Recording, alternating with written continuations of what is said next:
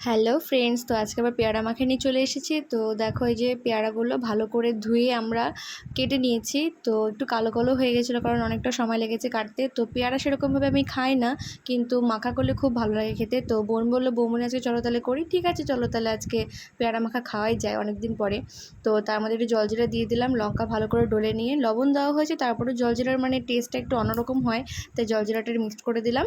আর এই দেখো, রসুন আচার ছাড়া তো মানে আমাদের জমেই না ব্যাপারটা আর কি। তো এটাও দিয়ে দিয়েছি। আর লাস্টে দেখো, রসুন আচার দেওয়া শেষ, কিন্তু প্যাকেটটাকে আমি ছাড়বো না, যা ছিল একটু মানে কেচে কুচে খেয়ে নিয়েছি। তো ভালো করে মাখছে, আর মাখার পরে দেখো কি অবস্থা। এই যে আমাদের মাখা হয়েছে, এখান থেকে ভাগ বাটোয়ারা হয়েছে, এসছে যে এই 3 জায়গাতে। এটা আমার মার, এটা আমার, আর এটা হচ্ছে এক বোনের। তো এই দেখো, অনেকগুলো মাখা হয়েছিল, পুরো আধা গামলা, কিন্তু কতটুকু আছে। তো এটা আরেক বাড়িতে পার্সেল হচ্ছে। তো মাখামাখি পরে যে খাওয়ার পালা আর কি। তো খাচ্ছি আমি, দেখো টেস্ট করব।